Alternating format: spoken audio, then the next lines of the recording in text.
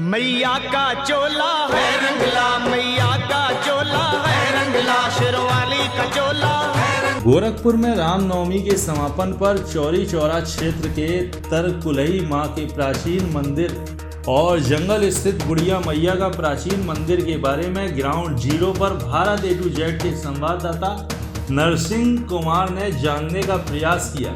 तरकुलहा माता के पुजारी ने इतिहास के बारे में बताया कि तरकुलहा मां का इतिहास बंधु सिंह से जाना जाता है। अंग्रेजों के अत्याचार से अजीज आ चुके बंधु सिंह ने अंग्रेजों का बलि देना शुरू किया, तब अंग्रेजी हुकूमत ने उनको फांसी की सजा सुनाई।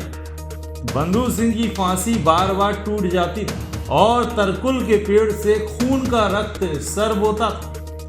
बार बार फांसी टूटने से बंधु सिंह ने तरकुलहा माता से कहा कि माँ मुझे अब अपनी शरण में ले लो, अब मैं जीना नहीं चाहता हूँ। तरकुलही माँ ने ऐसा किया और उनको फांसी हो गई। तब से तरकुलहा माँ का मंदिर प्रसिद्ध है। भक्तों ने बताया कि जो भी भक्त सच्चे मन से यहाँ अपने मन्नतें मांगते हैं उनको तरकुलहा की देवी अवश्य पूरा करती है। देखा जाए तो कुछ ही मैं बंधु सिंह पार्क में हूँ। आप देख सकते हैं कि जब बंधु सिंह की फांसी हो रही थी लगातार तरकुल, उस समय जब उनकी फांसी के समय होता था तरकुल यहाँ टूट जाता था। कहा जाता है कि उससे रक्त निकलते थे और इसमें बहुत प्रचलित। जब अंत में फांसी टूटता गया तो बंधु सिंह स्वयं तरकुलहा देवी से आराधना किए, हे माँ अब हमको जाने का समय दो, अपने शरण में लो, अब बहुत हो गया। तब उस समय उनकी फांसी हुई, तब ये प्रचलित हो गया तरकुल। अभी जल्द में इसका सुंदरीकरण किया गया। मैं इस समय यहाँ के जो स्थानीय लोग हैं जो देखभाल करते हैं, मैं पूछूंगा क्या बंधु सिंह के बारे में क्या है। मेरा नाम अमरनाथ जायसवाल है, मैं यहाँ का व्यापारी हूँ। शहीद बंधु सिंह 1857 में अंग्रेजों से लड़ाई लड़े।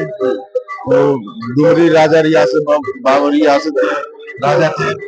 उन्होंने अपने बचपन की उम्र में देखा कि अंग्रेज कितना प्रताड़ित कर रहे हैं हमारे लोगों को, हमारे देश को बंधुआ मजदूर बना के काम करवाते थे। उनसे यह देखा नहीं गया।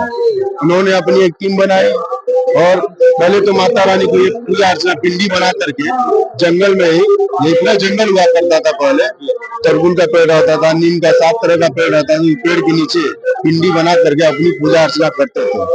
वहीं पे अंग्रेजों को काट करके उसी को सर वही बलि के रूप में दे देते, नदी में प्रवाहित कर देते थे।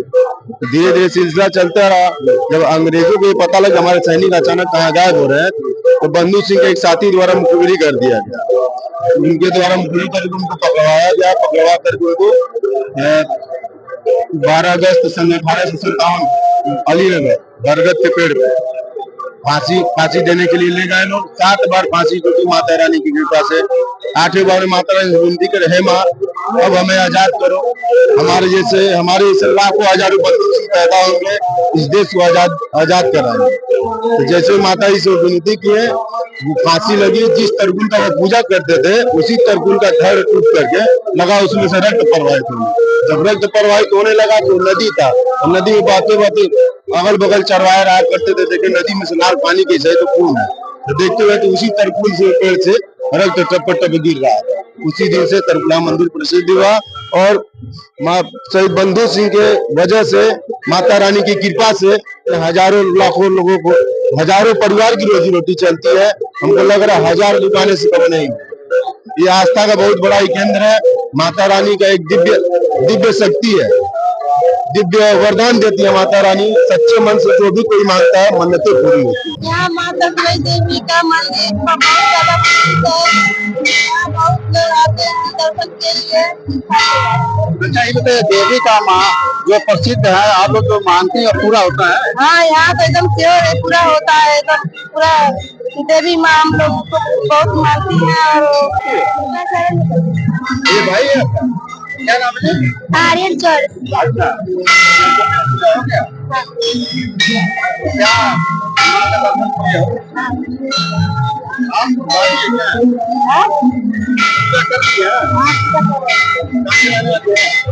चौबीस हमारा नाम अनूप कुमार जायसवाल है। मैं यही गौरीगंज का निवासी हूँ और ये तरकुलहा माता जी का मंदिर बड़ा ही शक्तिपीठ माना जाता है। बहुत ही ज्यादा भक्तिमय वातावरण रहता है यहाँ पे।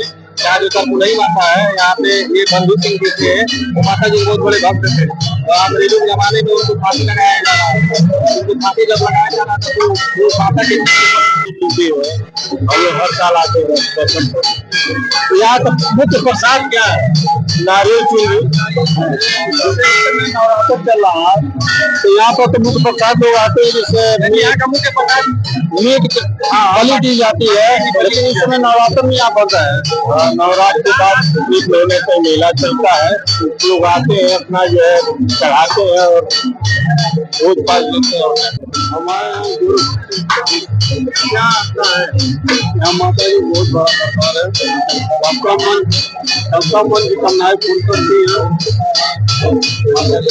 जो भी नवरात्र में पूजा पाठ होता है, हाँ नवरात्र में पूजा पाठ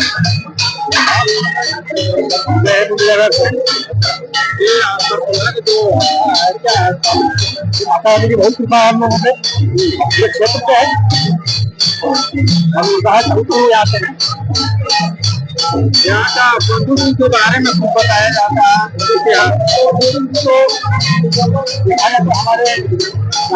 हमारे तेरी कृपा हो जाए, बिगड़े काम बने सब मैया।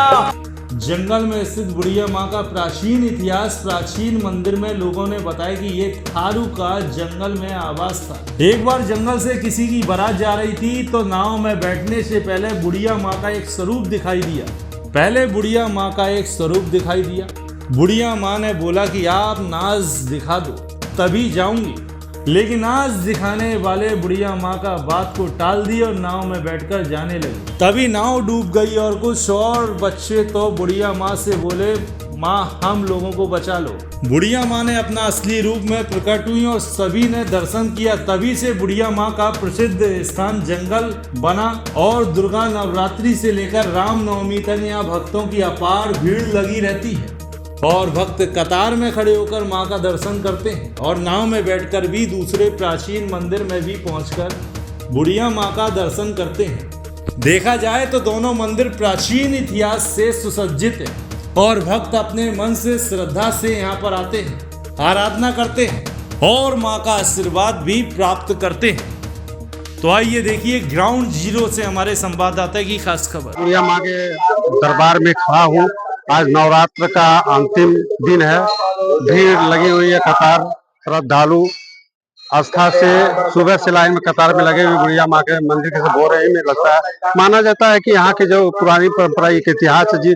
यहाँ पर बगल में पोखरा है, जो उस समय बारात जा रही थी, उसी समय बुढ़िया माँ के रूप में एक बुढ़िया माँ आई जो कहने लगी आप नाच दिखा दीजिए। नाच दिखाने के कारण जो भी इतिहास रहा, उसमें नाव डूब गई थी, नाच करने वाले भी डूब गए थे, ऐसा इतिहास माना जाता है। यहाँ का परंपरा है कि नवरात्रि दुर्गा के, अगर दुर्गा की बात करें तो दुर्गा में नवरात्रि भरपूर 9 दिन यहाँ पूजा पाठ चलता है। रामनवमी को देखा जाए तो यहाँ पे पूजा पाठ 9 दिन चलता है। देखिए आप कतार कितने दूर से कतार लगी है, अंदर बहुत भीड़ है, लेकिन श्रद्धालु आस्था पूर्वक अपने मन को शांति करते हुए माँ का दर्शन करते हैं और जो भी मन्नतें मानते हैं पूरी होती है। मैं कुछ श्रद्धालुओं से पूछूंगा कि क्या आस्था है, आप कुछ बताइए। क्या बुढ़िया माँ के मंदिर पे बुढ़िया माँ के मंदिर में आने पे उनके मनता जो मानते हैं पूरा होता है। तो कहाँ से आई है? बिछिया से, गोरखपुर से। एक हम भाई से पूछेंगे, आप कहाँ से आए हैं? माता जी की जय। नहीं, लोकल ही है। आप हर साल आते हैं? बराबर, तो जब माता जी का दर्शन के लिए आदेश मिलता है पहुंचाते हैं हम लोग। देखिए आस्था है, यहाँ पर जो भी मन से मानते हैं पूरी होती है। लोकल क्या है यहाँ का, कुछ बता सकते हैं? बुढ़िया माता का मंदिर और क्या है यार, 62 सामने वो आस्था है, पूजा पाठ करते हैं। अच्छा बताइए, कब से प्राचीन मंदिर, आप उसको कुछ जानते हैं? बचपन से जान रहे हैं, यही घर है। देखिए बताया नहीं, बचपन से ही जानते हैं। कुछ देखा जाए कि यहाँ की पूजा पाठ सनातन की बात होती है।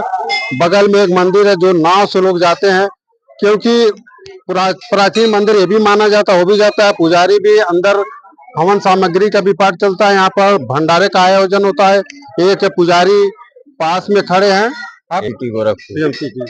अच्छा, ये बताइए बुढ़िया माँ के मंदिर के बारे में कुछ बता सकते हैं? बड़ी आस्था है। हम तो नास्तिक ठहरे, नास्तिक थे, लेकिन इनका आशीर्वाद बड़ा फलित हुआ है और ये प्रैक्टिकल हमने देखा है कि जो मांगा वो मिला। इसमें कोई दुविधा वाली बात अच्छा, इतिहास क्या है बुढ़िया माँ का? इतिहास तो हम ज्यादा नहीं जानते हैं, लेकिन जो भी ये सिद्ध स्थान है, सिद्ध स्थान है। अगर मन से मांगिएगा ये मुराद पूरी होगी, 100% पूरी होगी, क्योंकि मेरी पूरी हुई है। इसी नवमी में, हर नवमी में एक खुशी आती है। नवरात्र के शुरुआत में या एंड तक, इसके बीच में एक देखिए, भक्त ने बताया जो भी मन्नतें मांगी जाती है बुढ़िया माँ पूजा करती है, बच्चे भी पूजा करती है, माँ बहनें सब पूजा करती हैं। लेकिन आस्था के केंद्र है इस जंगल में। पहले यहाँ ये देखा जाता थारू का एरिया था। उस समय प्राचीन में थारू लोग डांस करते थे। मानो तो देव, ना मानो तो पत्थर, सीधी सी बात है, सीधा फंडा है। हम तो दाढ़ी रखते थे, मौलाना का सच्चाई बता रहे हैं। तो आज भी जहाँ रहते हैं हमारे मुस्लिम भाई भी संपर्क में रहते हैं। हम तो हिंदू भाई हैं, सनातनी प्योर सनातनी है। तो क्या आप दाढ़ी की बात कहे हैं? दाढ़ी का मतलब क्या होता है? दाढ़ी का मतलब कि अभी दाढ़ी मतलब नहीं है, इस रूप में है। आते तो आप शायद कंफ्यूज कर नहीं, आप हिंदू मुस्लिम की थोड़ी सी बात पे आ गए हैं। दाढ़ी वो मुस्लिम ही खाली रखते हैं? ऐसा कुछ नहीं है। मतलब कई लोगों को ये हो जाता है कि कहीं ये भाई मुंडन, ये भारतवर्ष है, यहाँ पर कोई धर्म का संकट नहीं होता है। यहाँ दाढ़ी पे नहीं जाते हैं, आस्था पे जाते हैं। आप यहाँ आस्था की बात करिए, न कि दाढ़ी का बात करिए। यहाँ भक्त देखिए दूर दराज से घंटों से पूरा खड़े हुए हैं और पूजा पाठ के लिए आस्था लगाए हुए। जो भी भक्त यहाँ पर आते हैं, ये सब माना जाता है कि परंपरा है। जो भी मन अगर सत्य दिल से मानते हैं, उनकी मनोकामना पूरी कर दी। आप देख रहे भारत नरसिंह कुमार हमारे सनातन